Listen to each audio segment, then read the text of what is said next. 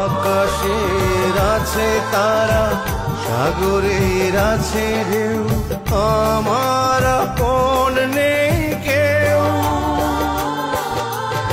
আমি যেন ছুঁড়ে ফেলা কাগজ, কোনো সুখেরই কাহিনী লেখা হয়নি শোনো।